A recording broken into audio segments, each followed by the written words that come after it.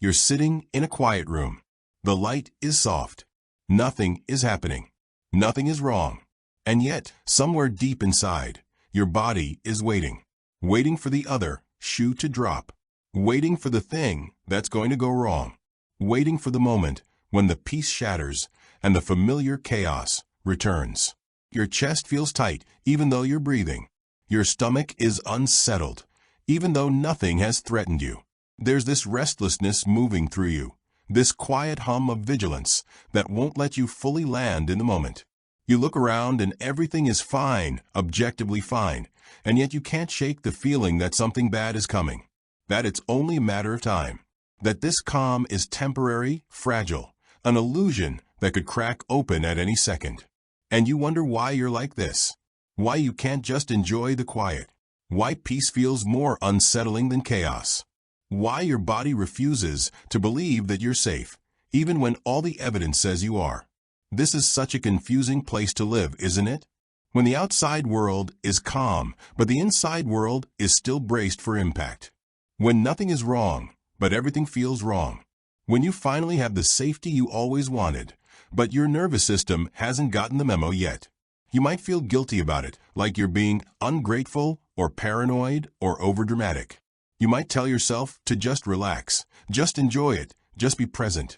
But the harder you try to force yourself into peace, the more tense you become.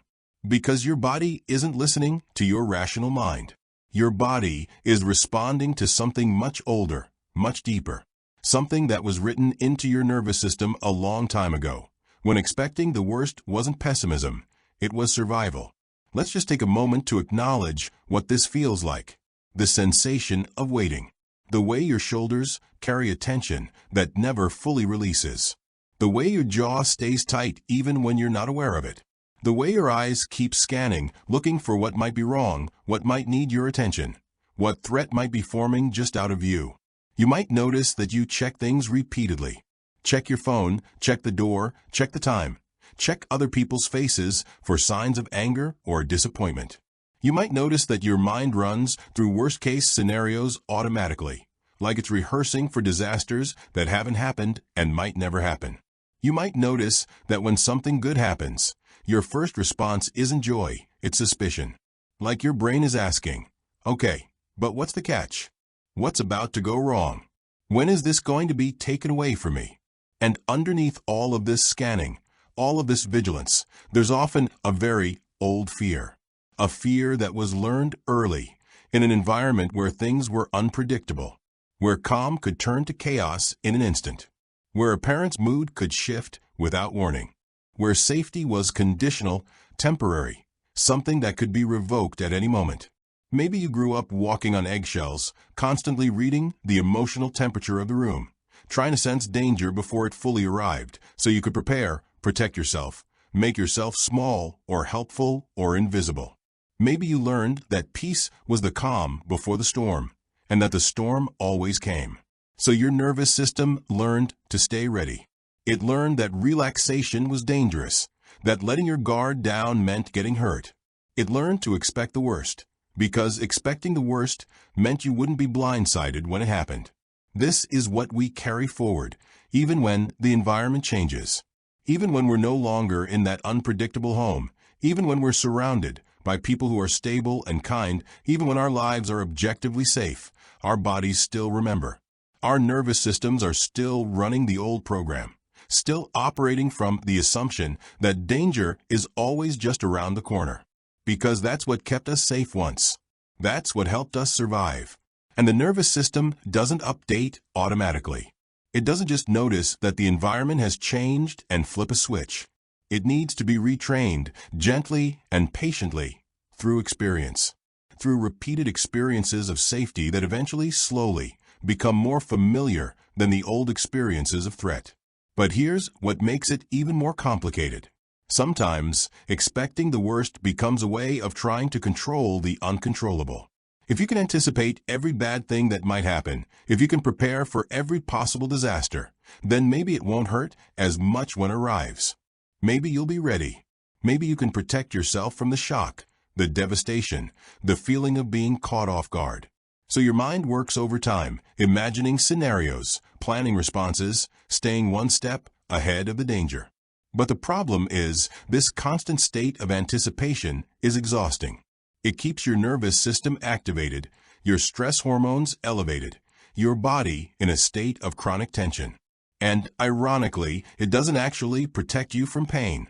It just means you experience the pain twice, once in your imagination, and once if it actually happens. You end up suffering for things that never even occur, living in a future that exists only in your fear. And there's something else too.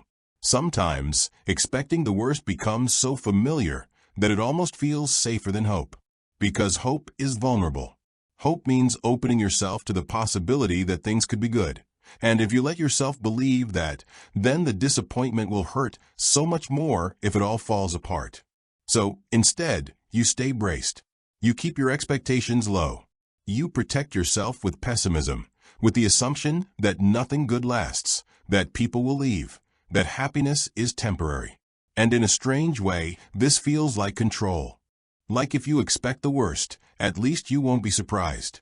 At least you won't be the fool who believe things could be different. But what this really means is that you're living in a state of perpetual defense, never fully arriving in your life, never fully letting yourself receive the goodness that's here, because you're too busy guarding against the badness that might come. Your body feels this. Your body holds this tension, this constant readiness, this inability to settle. You might notice it in the way you sleep, always slightly alert, never fully sinking into rest. You might notice it in the way you eat, quickly, distractedly, as if there's no time to truly savor. You might notice it in the way you relate to other people, always waiting for them to leave, to hurt you, to prove that your worst expectations were right all along. And the cruel irony is that sometimes this expectation becomes a self-fulfilling prophecy. When you're constantly braced for people to hurt you, you might push them away before they get the chance. When you're constantly waiting for things to fall apart, you might not invest fully in building something stable. When you're living from a place of fear, you might not be able to recognize or receive safety when it's genuinely offered.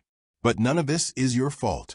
None of this means you're broken or defective or choosing to be this way. This is what your nervous system learned to do in order to keep you safe. This is the adaptation you made to survive an environment that required constant vigilance. And your nervous system is still trying to protect you, even now, in the only way it knows how. It doesn't understand yet that the environment has changed. It doesn't know yet that it can relax. And the work, the gentle work, is teaching it. Not through force, not through willpower, not through telling yourself to just think positive or just calm down, but through offering your body repeated experiences of safety, through showing your nervous system again and again that in this moment, right now, there is no danger, through helping it learn that peace doesn't have to be followed by chaos, that safety can last, that you can let your guard down without something terrible happening. So let's do that together, right now. Let's take a moment to step out of the future, out of the anticipation, out of the expectation of what might go wrong, and come back to this moment, exactly as it is. You don't have to change anything. You don't have to make the fear go away. Just notice. Notice where you are right now. Notice the space around you. If you feel comfortable, let your eyes soften, or even close for a moment. And just notice your breath. You don't have to breathe in any particular way. Just notice the natural rhythm of your breathing. Notice the coolness of the air as it enters, the warmth as it leaves. And with each exhale, see if you can let go just a little. Let go of the tension in your shoulders. Let go of the clenching in your jaw. Let go of the need to figure anything out right now. Just breathe. Just be. And now, bring your attention to your body. Not to judge it, not to fix it, just to notice it. Where do you feel tension? Where do you feel tightness? Maybe it's in your chest, or your stomach, or your throat. Just notice. And see if you can bring a hand there, gently, like you're offering that part of you some kindness, some presence.